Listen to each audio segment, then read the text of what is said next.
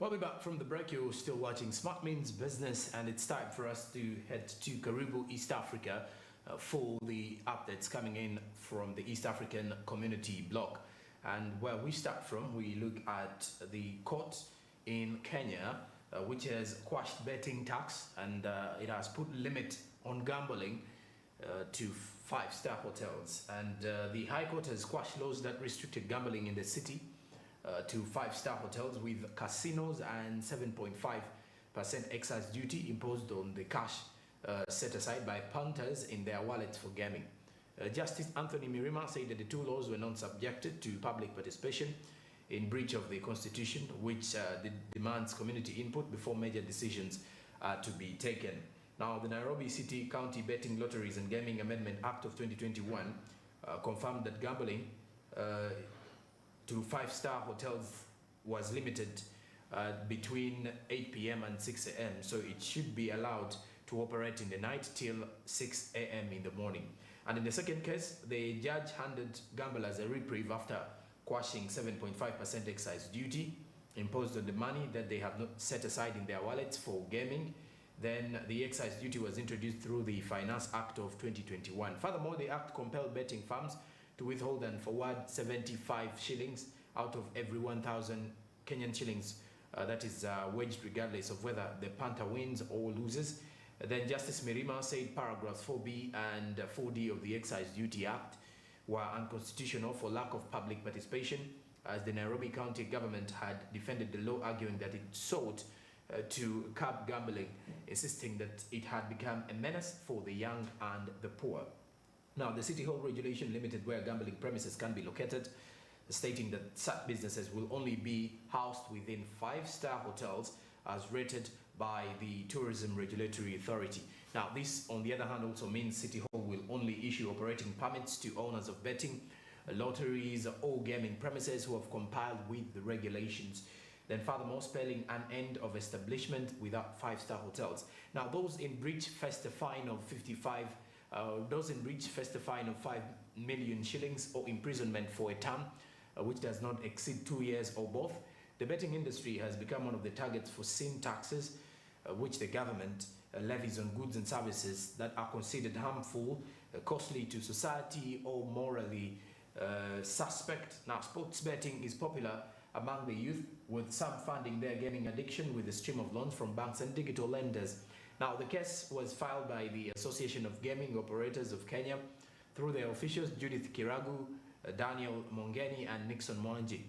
They apparently claimed the process leading up to the introduction of excise duty on betting, gaming, prize competitions, and lotteries, and the provision raising the tax to 30% and apportioning it at 7.5% on betting, gaming, prize competitions, and lotteries, which fell short of various constitution edicts and other statutory provisions. Now, they argued that the gaming and lottery is not a product to be subjected to excise duty and termed the 7.5% tax costly.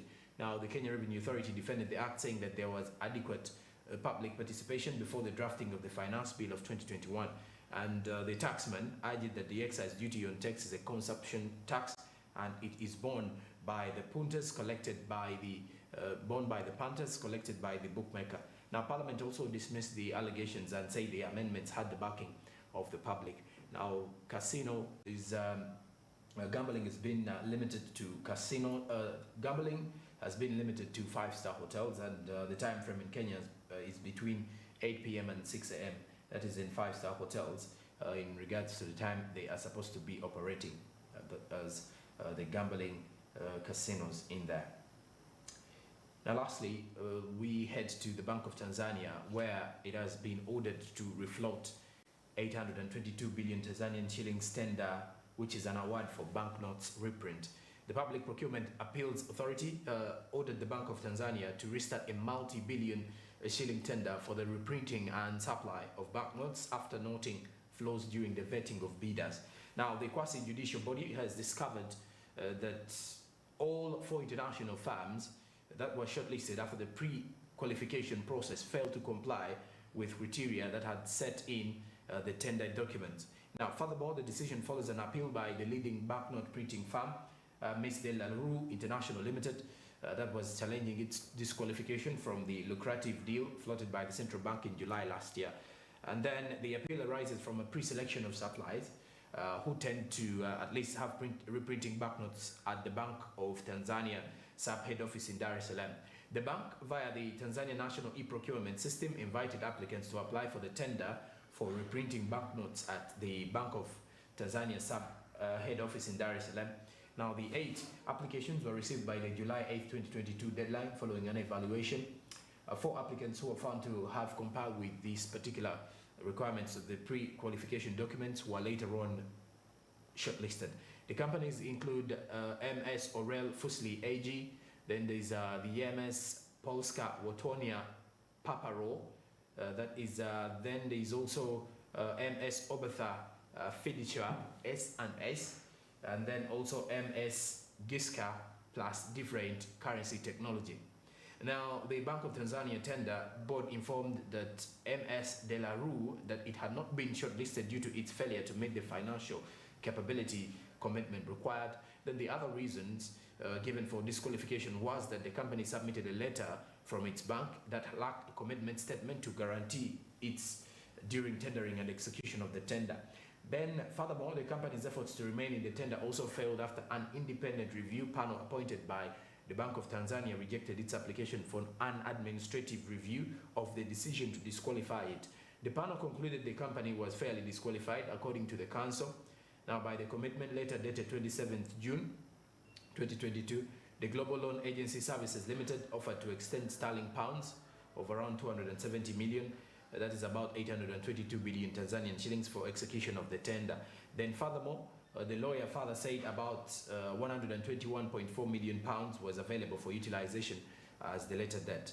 So with the kind of situation coming in there is that the Bank of Tanzania has ordered to refloat 822 billion Tanzanian shillings of a tender award for the banknotes reprinting in Tanzania. And well, that is it for Karibu East Africa. Let's head to the international scene to see what's also making headlines from the world of business.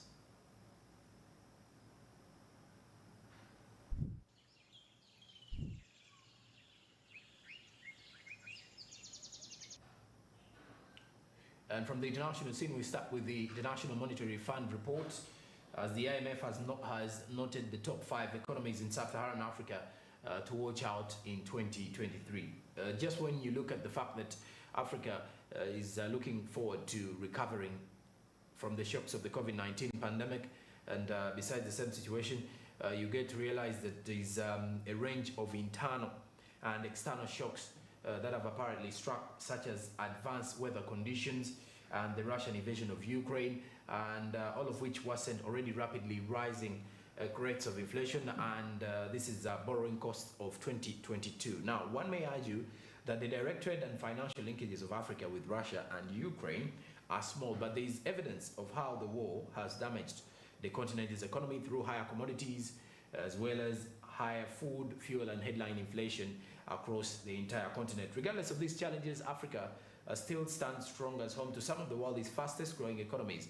And according to the International Monetary Fund, in its recent World Economic Outlook, 5 of the world's fastest growing economies are from the Sub-Saharan Africa, and they include Angola, Ethiopia, Nigeria, Kenya, and South Africa. Now, this economy could quadruple in size, and its growth is expected to be at 3.6% in 2023 and likely to further rise to 3.9% in 2024. Looking at the top 5 that were actually highlighted by IMF, Angola comes in at number 1. Angola is set to reclaim its spot as the 3rd largest economy in Sub-Saharan Africa, thanks to a return of growth linked to higher oil prices. Angola is the continent's 2nd largest oil producer after Nigeria, and it's also a significant producer of rough diamonds. Now, the IMF expects Angola's GDP to expand by 8.6% this year, reaching $135 billion. This is a significant increase from previous years, and Angola's economy will likely continue to grow in the coming years. Now, number 2 is Ethiopia. Ethiopia is set to replace Kenya as the 4th largest economy in Sub-Saharan Africa, according to the IMF.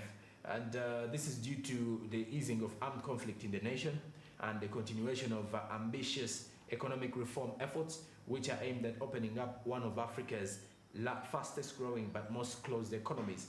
Now, the IMF predicts that Ethiopia's GDP will reach $126.2 billion this year, which is expanding by 13.5. This is an impressive figure, and then Ethiopia's economy will likely continue to grow in the coming years. Then at number 3 is Nigeria. Nigeria is the largest economy on the continent so far, and it does maintain its top spot in sub-Saharan Africa's economic rankings. The IMF thus predict that Nigeria's GDP will hit $574 billion this year. This is an impressive figure if you're to look at that, and Nigeria's economy will likely continue to grow in the coming years. Then at number 4 is South Africa's economy. The IMF predicts that the South African economy will retain its position as the second largest economy in sub-Saharan Africa, with a GDP of 422 billion this year. And this is an impressive figure, and South Africa's economy will likely continue to grow in the coming years. And at number 5 is that of Kenya, which was in 3rd place, but apparently dropped to 5th. And according to the IMF, Kenya's GDP is projected to record a slower growth of 2.4% this year due to the aftershocks of the COVID-19 pandemic. There is drought, election jitters, and disruption of global supply chains. The IMF predicts that Kenya's GDP will reach 117.6 billion this year, behind Angola and Ethiopia, despite the slower growth rate. And Kenya's economy is still one of the top economies to watch out within the African continent. It is the strongest in the East African community bloc, followed by Tanzania's. Then when you look at that kind of situation, one may ask, where does Uganda's economy fall? Because pretty much in the East African community, among the top 10 performing economies to look up for this year, Tanzania and Kenya do have spots in the top 10 in Africa.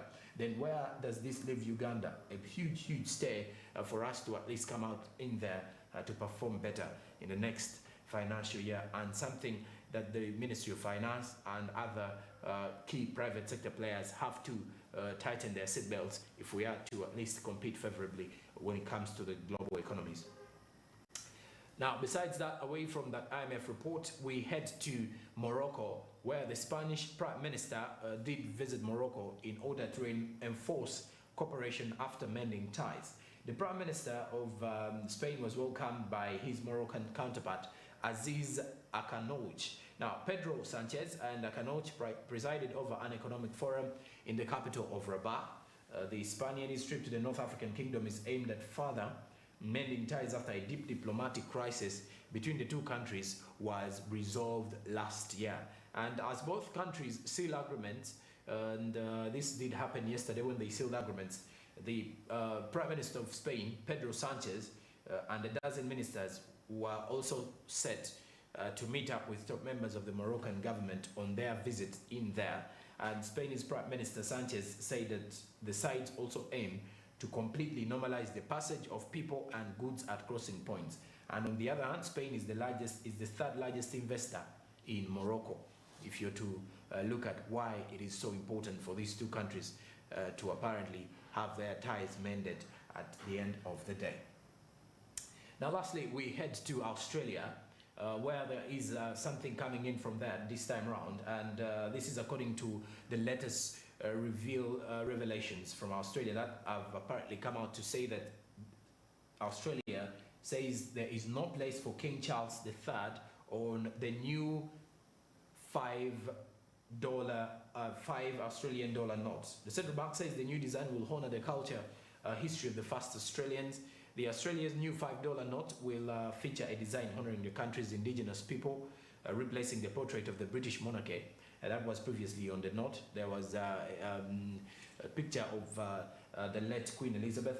Now, the Reserve Bank of Australia, that is the Australia Central Bank, said the design highlighting the culture and history of the first Australians would be developed in consultation with the indigenous community and was likely to take a few years for this implementation.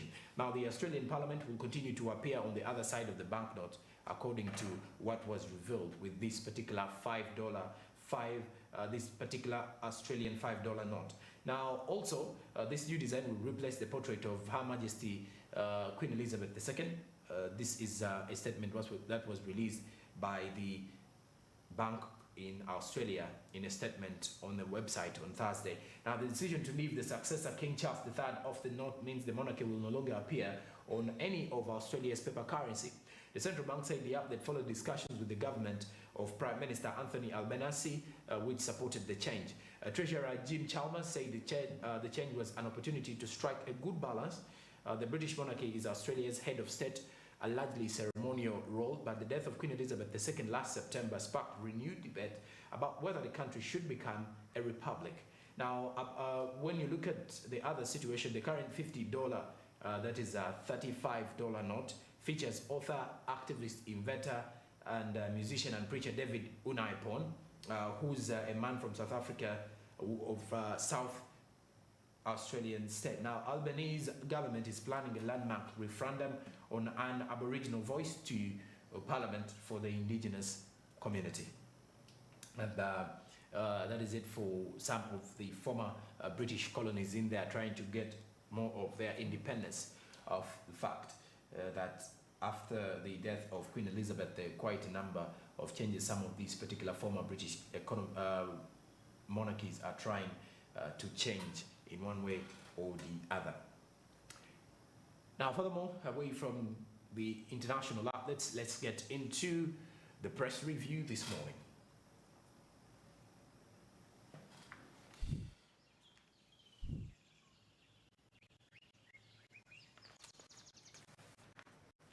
Now, speaking of the press review this morning, the Daily Monitor has highlighted top schools have relaxed cut-off points for Senior 1 students. That is for some of the parents who are looking for vacancies of their students in high school. Then apparently there is also some school fees for some of the top schools. For example, King's College Budo having around 2.5 million Ugandan shillings of school fees. Chibuli SS 2 million. Immaculate Heart Girls School 1.3. There is Mengo SS with 1.4. Our Lady of Good Counsel Gayaza 1.9. Gombe SS 1.5.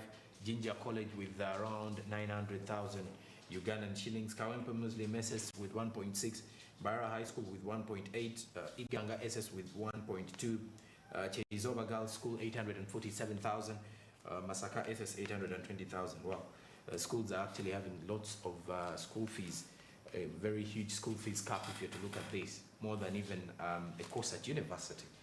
Now, besides this, in other stories, Minister Matia Kasaija disowns Amongi on 6 billion shilling claim. That is from the NSSF saga, still with the Daily Monitor highlighting it and more.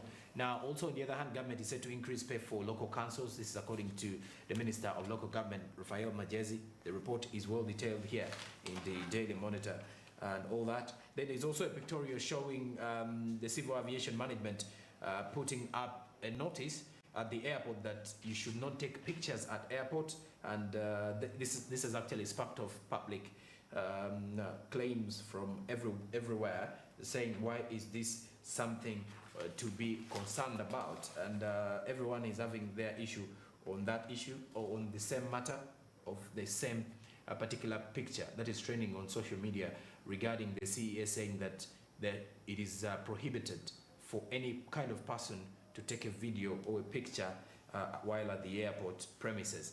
Now, also on the other hand, Parliament has rejected committee report on school fees. That is also with the Daily Monitor. Now, lastly, from the press review this morning, the New Vision also having entry points for Senior 1 have been raised. This is also according to after the results were released a few days back. Now, also there is something to do with green schools. Teachers are excited about the project. What are the green schools about? Which project is that? How much money has been put into this one? New Vision brings you all the details. Then also in the issue to do with exploration, UNOC has paid 570 million shillings for oil license. This is a detailed report in page 3 of New Vision. Now, also in the guide, skills your child must acquire from their schools, according to what the New Vision has apparently said this particular morning. So you should be able to think about it this morning. Now, also there is something to do with the Koso Hospital, which seeks 7 billion to expand further services, with about 15,000 children with disabilities are received annually at the Koso facility in Chisubi. So they need more money to further add more facilities to as well enhance their services to the patients. Now, besides that, as we are heading into a break, do remember to consider investing in government bonds and investing in other products available. How you can sell and as well trade on the platform, that is Zabu. Zabu says my money, my future. Use the USSD code *292# and follow the prompts. Kickstart of your investment journey today with Zabu, which is a platform by Altex East Africa. Zabu, my money, my future. Altex East Africa, do something new. Now you can learn about more products and more bonds, and of course register with your national identification number today, and after registration you can quickly kickstart off your investment journey with Zabu. Zabu, my money, my future. Altex East Africa, do something new. Now also do remember that Zabu is definitely having markets opening at 8:15 a.m. and closing at 3:15 p.m. They are only fully closed on the weekends and on public holidays. We've got 4 minutes to the hour of 8 o'clock. When I do return after the break, I'll be getting back with the social media trends and also the latest from sports, business and the entertainment business with Barija Andrew. But also in the same hour, we'll have more business updates coming up and at least more motivation with the business tips and the business quotes this morning. Good morning.